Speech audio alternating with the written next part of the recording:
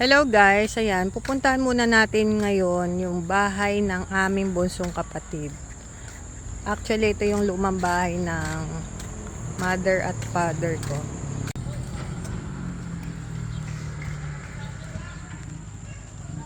Kita nyo ba yan guys? Sobrang laki. Alam nyo kung sino titira dyan? Dalawang tao lang, yung tatay ko at saka yung bunso kong kapatid. Kumukontrata na nga ako dito ng isang kwarto eh. Doon kami sa taas. May kwarto yan na 4 sa taas. Mayroon din kwarto sa baba na isa. Dito yung kwarto ng tatay ko. Ayan. Sobrang luwang, di ba?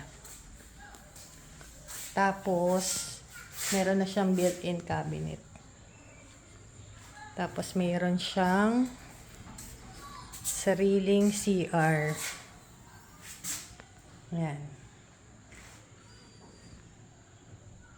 Diba ang sosyal? Para ka nasa mall. Ang problema ko, hindi ako makakaakyat sa itaas kasi wala pang walang steps. Ang ganda pa naman sa taas eh. Baka mahulog ako, Diyos ko. Ayan. Paano kaya ako makakaakyat sa taas?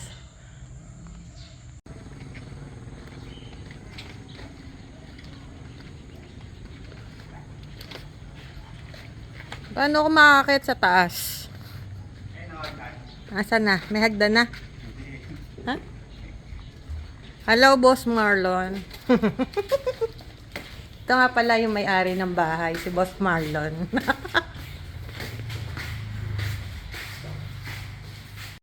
Ang ganda na ng bahay ni Boss Marlon. Tara, pasok tayo sa bahay ni Boss Marlon.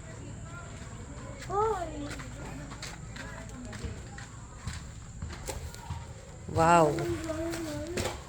Yayamanin talaga si Boss Marlon.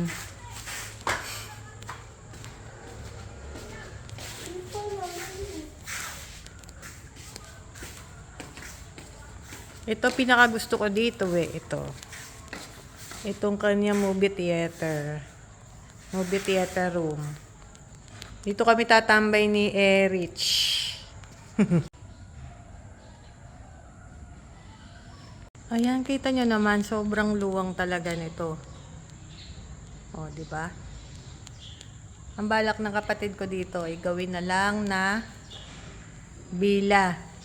Yung mga events place.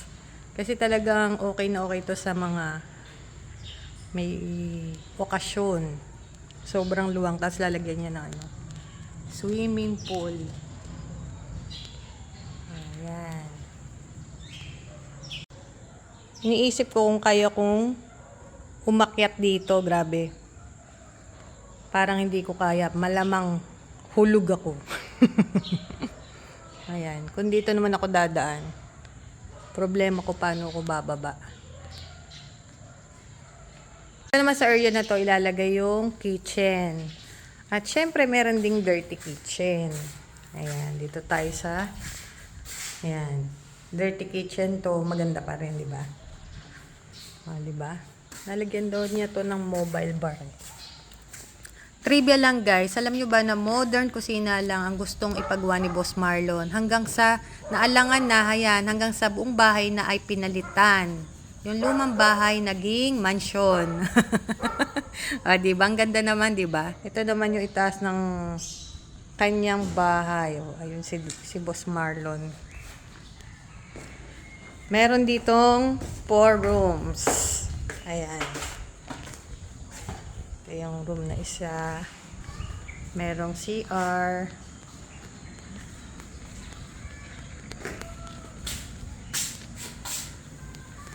Kaya kami magkukwarto dito. Malamang dito si Lance ang masusulit dito. Dito room ni Lance.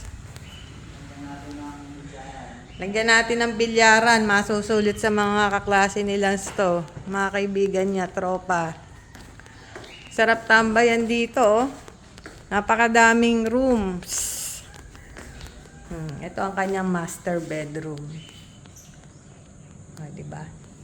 Tapos may sarili pang walk-in closet. Ipayari guys. Ito naman yung CR. Ganda ng CR. Kailangan dito mayroong katulong. Ito daw gagawin niyang opisina niya. Ayan. Hanggang dito na lang muna ang ating house tour ni Boss Marlon. So, nag-iisip pa kami ng ipapangalan na maganda para dito sa kanyang bahay. So, kayo guys, comment kayo kung ano ang magandang ipangalan dyan.